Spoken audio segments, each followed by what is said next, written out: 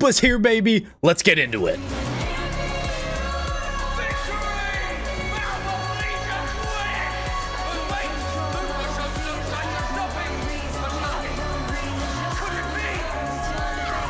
Yes, ladies and gentlemen, Lupa is here in Wuthering Waves. If you were not aware, you can go and pull for her right now alongside her signature weapon, Wildfire Mark. You can go ahead and get her if you're looking to add to your fusion resonators, whether you got Changli, Brant, Encore, maybe some others that I'm going to mention when we get to her teams. We have a complete guide for you all today. I'm going to be covering everything you need to know. We're going to be going over what type of character is Lupa, what type of echoes do you need on Lupa, what substats should you be aiming for on Lupa, what weapons and what teams, and then even what your rotation is going to look like when you're using her in battle. So with all that out the way, let's just get to it. All right, so let's just start off with what type of character is Lupa. She is a fusion, kind of like a hybrid sub-DPS support type character. She can do some pretty nice damage, but she's not like on the same realm as a main hyper-focus, DPS. That's not quite the same thing. You can see here they have listed her combat roles: Concerto efficiency, resonance liberation damage, fusion damage amplification, and basic attack damage amplification. So this is kind of why you're going to want to run her in a fusion damage team, as she's going to be buffing your other fusion damage dealers. So, Changli, or whoever else that they come out with in the future, Encore as well. But that's kind of basically who Lupa is.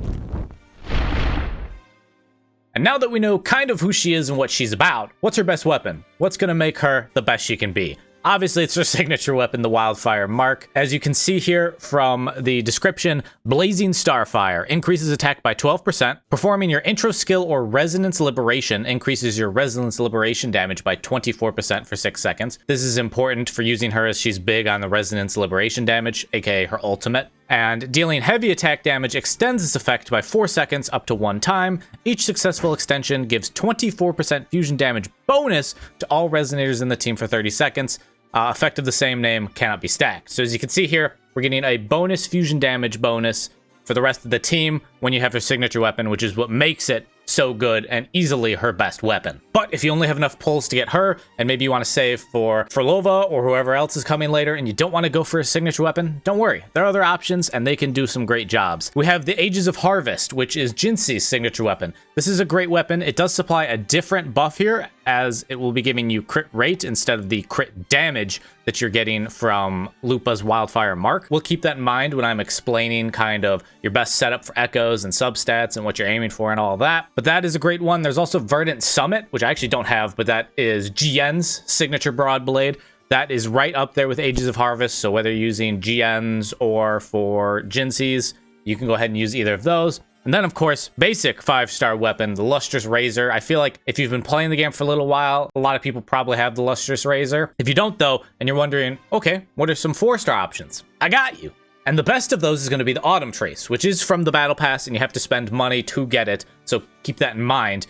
But it's the best because it gives you crit rate. It's the only one that I'll be showing you that gives you crit rate and crit damage are super important for her. So being able to get that is super nice. After that, we have the Waning Redshift, which gives you attack, and then also the Helios Cleaver. These are much more accessible than the Autumn Trace, especially if you're, completely free to play. You're not trying to drop any money on the game.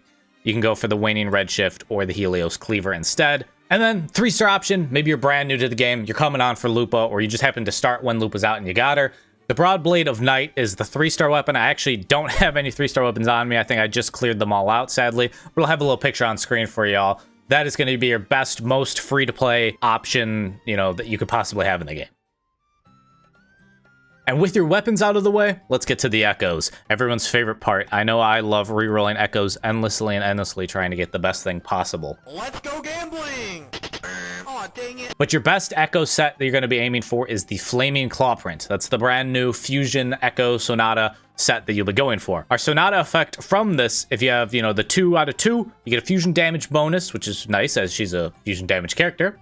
And then the 5 out of 5, casting your Resonance Liberation, aka your ultimate, grants the fusion damage bonus to all resonators in the team, super nice, and Resonance Liberation damage bonus to the caster, which is important because she gets a lot of her damage from her Reslib or her ultimate. So super nice there. If you don't have a lot of materials to go and farm for the brand new Flaming Clawprint, your next best option is going to be the Molten Rift, which gives you a fusion damage bonus, and then upon using a resonance skill, fusion damage increases. This obviously isn't as nice as the Flaming Clawprint, but if you have more of these waiting around, maybe you've been playing the game a little while, but you don't have a lot of energy saved up or anything to go get the Flaming Claw print, slap this on her, and then when you're able to get that Flaming Claw print, use it. And while we're on the topic of Molten Rifts, just so we can kind of move past it, your forecast you're going to be aiming for is the Nightmare Inferno Rider. I don't know where any of mine are. I guess I don't have any right now, but the Nightmare version of the Inferno Rider is going to be the forecast you want if you're running the Molten Rift. But if you're running the Flaming Claw print, which is the better of the two sets, you're going to want to run a 4-3-3-1-1 cost format, as you can see on the left side of my screen here.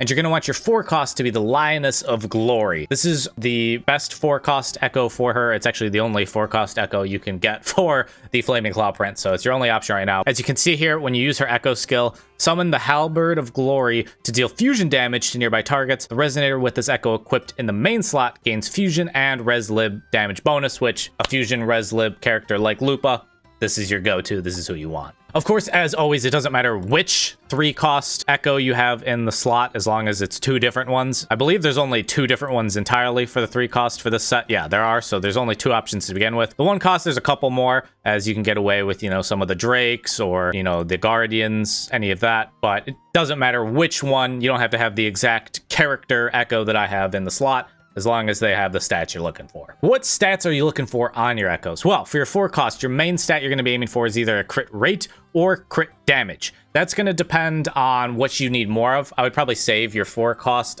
leveling to the very end, as then you can kind of see what you've got from the rest, and based on what weapon you have, whether you need more crit rate or more crit damage for your build. For your 3 costs, you're going to want one to be a fusion damage and the other one to be attack. This is what seems to be the most optimal mathematically for damage numbers that I've seen. You can do double attack. That seems to be better than fusion damage and fusion damage. So try and aim for fusion damage and attack, but if you're just getting crazy good substats on like 2 attacks, or even if you're just getting crazy good substats on 2 fusion damage, it's not too far off. Just run whichever one's the best. Perfect world, you're getting a attack and a fusion damage main stat for your 3 costs, and then 1 costs, as all with like DPS damage focused characters, you're going to want attack percentage on both of them as their main stat. Now let's do the substats. It's really nice in Wuthering Waves in comparison to some other games. They show you like, hey, this is the best one by highlighting it, as you can see here. You're going to want to get some energy regen. You only need like 15 to, you know, 30%, depending on how you feel, how quickly you can get Lupa's ultimate. Obviously, you want her to be able to res lib super often, so you're going to want enough energy regen for that. After that, you're going to want crit rate and crit damage as the most important ones. Then you're going for attack percentage. Then you're going to be aiming for just some flat attack on the character. And then, if you can get it, some resonance liberation damage, as that's kind of her big bread and butter, what you're going for. Now, as I mentioned, you save this for last, your 4 cost, because then you can kind of see if you need more crit rate or crit damage. And really, I would base it on what weapon you have. If you have her signature weapon, you're getting crit damage, so it's probably going to be that you need more crit rate from your echo, so you can make that the 4 cost. But let's say you're running the Ages of Harvest instead. As you can see, it gives you crit rate, so maybe then it's a good idea to go get crit damage as your main stat on your 4 cost. Just something to keep in mind. I suppose also, even if you're running her signature with crit damage, but you're just getting amazing crit rate rolls on the rest of your echoes, like maybe you're just banging it out of the park, crit rate, high percentages, and you feel that you can just go and get more crit damage, go for that. Just kind of keep in mind, which is why I recommend saving it for last. But what endgame stats should Lupa be having here? How do you know when you've got enough crit rate and you should go for crit damage? Well, let me tell you, HP and defense, don't really worry about. They'll just naturally get to wherever, you know, they get to. Attack percentage, you're kind of aiming for like 1800 and above. I have 2591. You want to try and get a higher number. If you can get 2500 plus, 2500 plus, you're sitting real good right there. Energy regen, you can see I have about 127, so I'm right in that range of that extra 15 and above that you can get on her. For crit rate, try and get to at least 65%. You can see I need some re-rolling to be done still, and I need to get luckier.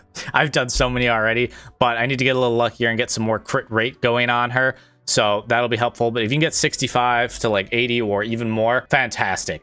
But don't sacrifice, you know, getting 100 crit rate and then having like 150 crit damage, which is the lowest you can get. Because crit damage, you're going to try and aim for about 260-ish and more. That's really what you're aiming for. So try and hit that like 65 and then that 260 kind of crit damage mark. That's really what you're aiming for from the stats. But now let's talk about the forte. Her most important is gonna be the Resonance Liberation. That's the most important thing to upgrade. That's where she's doing the most of her damage. After that, intro skill is actually very important for her, as you're gonna be swapping her in. She's going to then just kind of immediately be going for her ultimate, doing some attacks. I'll talk about the perfect, rotation you're looking for in a moment here. Intro skill is important, then forte circuit. Resonance skill isn't super big unless you're just kind of not going on the optimal performance and you're just kind of running freely with her, which is a fantastic option. She can just be fun to run around with and just do everything herself. I'd love to do that with characters. So resonance skill though is not as optimally important as others. Of course, you can go and try and get to 10. And then normal attack is probably the least of your worries when it comes to investing. Of course, you're going to want to get these crit rate bonuses and as well as these attack bonuses. And of course, her inherent skills. All of this comes before you get these to level 10 and whatnot.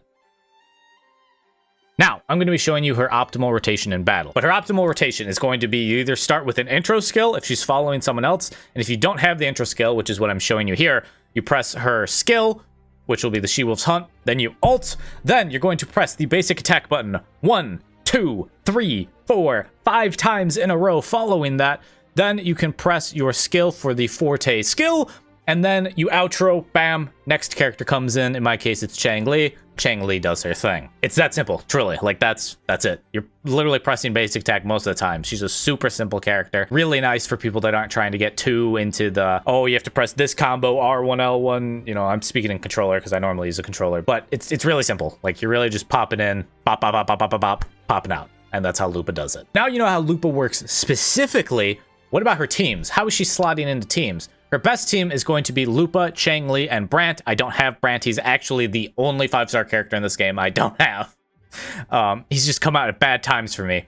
And so I'm not having him in my lineup, as you see on screen. But he is the most optimal. You're going to want Lupa, Changli, and Brant. And your rotation is going to look like Brant, using him optimally, swap into Lupa, doing what I just explained with Lupa, and then you swap into Changli. Changli does her thing, and then you can kind of go from there. Well, what if you don't have Brant? Like me. Well, if you don't have Brant, you can run Shorekeeper as I'm doing, or actually Encore would be better. I just haven't leveled my Encore and I don't have materials to do it right now, so that's why I have Shorekeeper. But if you don't have Encore or Brant and you have Changli, you can run Shorekeeper in there instead. Chixia is actually another option you can run in there as well. If you don't have Changli, you can replace Changli with Encore. You can also run just Lupa, Encore, and Chixia. That's probably going to be the most free-to-play friendly version of the team you're going to get. They've had a lot of chances for you to pull for 5 stars. Since the game came out, you get to kind of pick which one you're going for. So if you're really big on Lupa and you haven't done that yet, you're just starting, go for Encore. It's going to help you out. And then Chixia, you just get Chixia for free. So, like, she really slots in there super easily. Your main focus is having Lupa, Changli, and Brant. If you have 2 of them, swapping someone else, that's kind of what you're aiming for. And the main reason you want all the fusion characters, just so you can kind of understand why I'm telling you to use those teams, is actually here in her inherent skill. Attacks of all resonators in the team ignore 3% of the target's fusion resistance. For each fusion resonator in the team other than Lupa, this effect increases by 3% up to a maximum of 9. When there are 3 fusion resonators in the team, you gain an extra 6% of fusion resistance ignore. So yeah, that's why you want to have 3 fusion characters in the team. You get to do a whole bunch of extra damage for fusion when you got 3 in the squad. But let's talk about dupes. Should you go for dupes?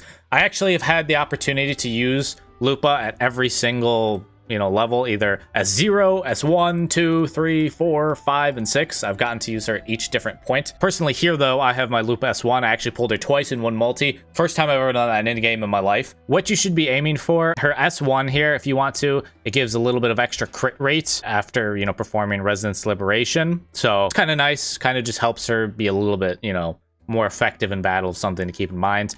In my opinion, the best ones from using her at all the levels, her S3 here is pretty nice. You get some nice stuff in there, and it just felt, because I kind of go just on feel. Like, I read obviously what it's doing. When you're actually using it in battle, you just can kind of feel, like, hey, I feel like I'm hitting a lot, significantly harder than I was before. There are damage numbers. I'll actually throw them on screen for you right now, which will kind of show you the jumps. I feel like S3 is, you kind of really feel like a we're hitting a little bit harder here. S4 is really nice because it gives that huge multiplier for it. Dance with the Wolf. S6, obviously at this point you're going full whale mode here, but this makes Lupa.